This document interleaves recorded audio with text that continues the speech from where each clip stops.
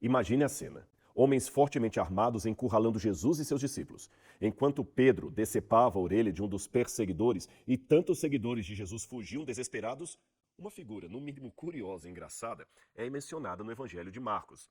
A Bíblia diz que um jovem que vestia apenas um lençol de linho fugiu deixando as vestes para trás, enquanto os soldados tentavam inutilmente prendê-lo. Afinal, quem era esse jovem? E por qual motivo essa história tão pitoresca está registrada apenas em Marcos e não nos demais evangelhos? Se você ainda não tinha reparado, cada um dos 4 evangelhos possui a sua própria particularidade. E eu ensino mais sobre isso no módulo sobre os evangelhos sinóticos dentro da plataforma A Bíblia Comentada. E se você quer entender melhor o Novo Testamento como nunca antes, eu sugiro que você se inscreva o mais rápido possível. Sabe por quê? Nós estamos lançando uma nova aula exclusiva para todos os nossos alunos, isso todas as semanas, uma vez por semana. Então abaixo você encontra o link do nosso site. É só clicar e saber mais informações. Eu aguardo você. A gente vai falar do peixão, certo? Sim. Peixão é o fio que você usa para conduzir teu livro ou não? Na verdade, o livro ele é conduzido na tentativa de responder à pergunta que eu fui lá, né? Sei, dessa mistura. Como pode o nome de Deus ser usado em contextos de violência? Então, quando eu vou escrever o livro, eu penso assim, bom, deixa eu ver como que é o cenário do crime no Rio de Janeiro. Então, o primeiro capítulo é meio que para mostrar como que esse crescimento evangélico, então a gente está falando de um Brasil católico, né? Católico sincretizado com Umbanda e Candomblé. Então é um Brasil católico, mas que tem a presença do Candomblé e da Umbanda sincretizada, principalmente nesses movimentos de periferia. Então está muito presente nas periferias, às margens da sociedade. Então, quando eu começo a escrever o livro, eu vou pensando assim, deixa eu ver primeiro esse cenário aqui, como que a coisa funciona. Então, quando eu comecei a olhar para isso, eu percebi que a religião, e por isso o meu cuidado com o termo e a minha discordância do termo narcopentecostalismo é porque o ponto de a religião está presente desde a gênese dessa construção do crime organizado no Rio de Janeiro. Então, quando a gente fala do Comando Vermelho, por exemplo, a religião já estava lá. Quando a gente fala, São Jorge está lá presente, Ogum está lá presente, né? Quando se fala do jogo do bicho, São Jorge está lá presente, Ogum está lá presente. Então, a gente está falando da religião das pessoas.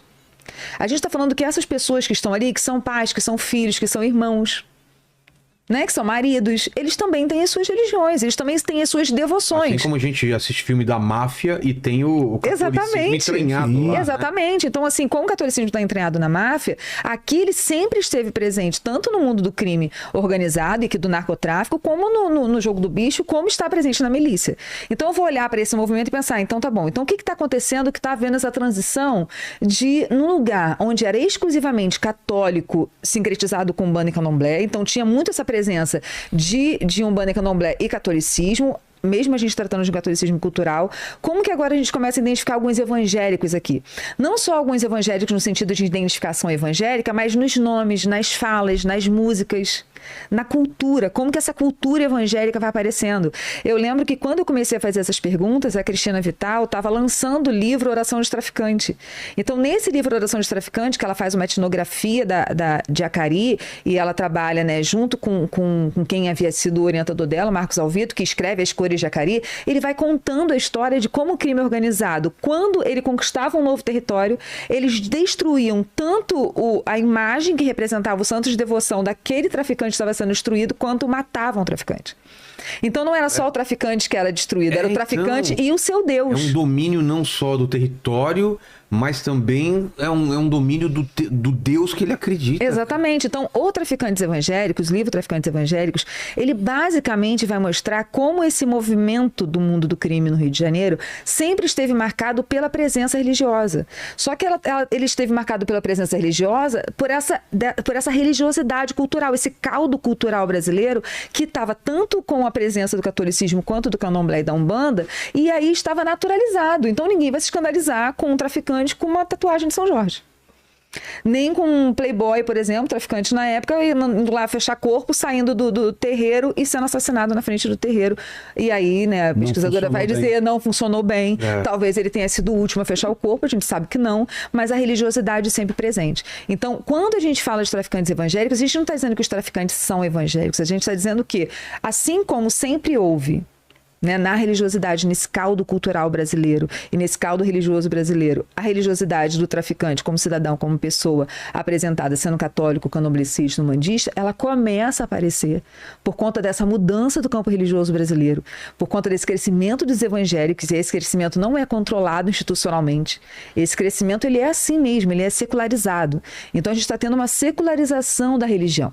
A religião vai virando também uma identidade social, as conversões vão ficando menos marcadas. A gente espera mais do evangélico, né, Viviane? Mas aí porque a gente aprendeu que a conversão evangélica era marcada por algumas rupturas. Você falou de alguns rompimentos. E a conversão vai ficando cada vez menos marcada por essas rupturas. Você falou em violência doméstica de evangélico, que eu jamais imaginei, porque eu atendi ao longo da minha vida dezenas de casos de Maria da Penha, quase sempre domingo à tarde. Era o marido bêbado, batendo na esposa à tarde.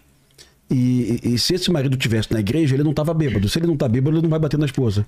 Então, assim, eu não consigo imaginar a violência doméstica associada. Tem pesquisador que diz que a violência doméstica ela é diminuída quando o marido se converte, não necessariamente. Então, assim, quase 100% das mulheres que a gente atende no IRUA são evangélicas e mais de 80% dos agressores são evangélicos e são líderes na igreja. Eu vivi violência doméstica por 14 anos, sendo evangélica, sendo casada com um evangélico. Então, quando a gente fala de quem é que pode se identificar como evangélico, a gente tem que ter muito cuidado com isso.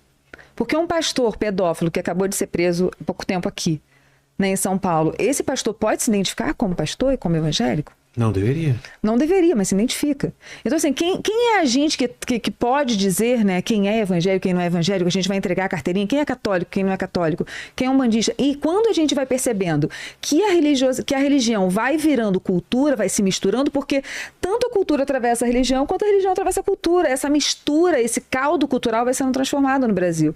Então, hoje a gente vê cantor sertanejo evangélico. Quando que na década de 90 teria um cantor sertanejo convertido, se declarando evangélico e cantando sertanejo ainda? Quando que a gente teria uma pastora pentecostal falando aqui com uma argola na orelha?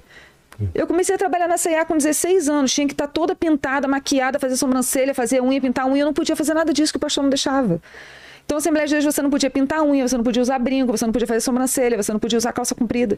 Então, e é claro que eu estou falando isso de costumes, né? Então, isso aqui são costumes. Mas quando a gente fala que a conversão vai ficando cada vez menos marcada, a gente está falando que ela vai se diluindo. Então, a gente vai tendo cada vez mais conversões diluídas, mais fluidas. E aí as pessoas esses novos evangélicos vão surgindo com mais marcadores sociais, com mais marcadores de identidade que se tinha antigamente. Então, o evangélico era alguém que você olhava de longe e via aquela pessoa evangélica. Ainda tem? Ainda tem. Mas a gente também tem outros evangélicos. E a gente não sabe lidar com esses outros evangélicos, com esses novos evangélicos que estão surgindo. Que se identificam como evangélicos, as pessoas dizem, não sei se é evangélico, não. É evangélico, mas posta foto desse jeito, é evangélico, mas canta tal música, é evangélico, mas ainda tá no jogo do bicho, é evangélico, mas é miliciano. Mas ele vai ao culto domingo vai ao culto. E faz o louvor, faz do jeitinho? Vai ao culto. Com a família. Assim como os milicianos fazem. Sim. Vão ao culto domingo com a família. Os milicianos? Pimentel tá aí. É o mundo. Tem uma no Tropa de Elite 1, no livro, né? Tem um capítulo do livro, eu não lembro exato, e eu não vou dizer que aconteceu, vou deixar na dúvida. Nós tínhamos muitos policiais evangélicos, muitos policiais, e todos pentecostais, né? A gente não tinha policial batista, nem metodista, nem presbiteriano. Nossos policiais eram assembleanos ou universal. E é muito comum nas favelas do Rio imagens de Zé Pilintra e Cosme Damião, né? Mas é muito comum. Em cada favela, nessas não tem mais, né? Nessas do TCP. Nessas não. Então tinha policial. Do Complexo de Israel, não. Tinha policial nosso com. Eu tenho certeza que aquilo não era uma molecagem, sabe? Era uma coisa muito da fé dele. O capitão, o senhor me perdoa, mas isso aqui não é de Deus. Isso o quê? A imagem. E o cara dava logo um tapão na imagem, que a imagem caía no chão, quebrava e me desculpa, mas assim, eu não tolero isso. Era um policial verdadeiramente cristão, né? Num nível que ele não aceitava numa favela ver uma imagem de Zé Pilintra, sabe? Eu nem sei que entidade é essa, não conheço bem, eu não estudei sobre isso. Mas com certeza aquilo era a fé religiosa de alguém e esse policial não respeitava. Sim, porque entende que aquilo era do demônio. Do demônio, exatamente. eu já tô vendo isso no Traficante também, né? Já, né? Sim, porque... Na mesma força do... como a gente estava falando, né? O que marca a entrada dele na Cidade Alta é essa expulsão, destruição e essa violência religiosa. E no livro eu nem chamo de intolerância, eu gosto de chamar de violência religiosa, porque eu não entendo que tenha outro nome para tratar a forma com que foi feita essa transição. Cidade Alta era o Comando Vermelho, foi invadida em 2017 e tem um marco simbólico nessa invasão. O terceiro comando é muito mais fraco belicamente que o Comando Vermelho, então seria de uma extrema ousadia você invadir uma favela do terceiro Seria comando. um milagre. Seria um milagre. Seria um milagre.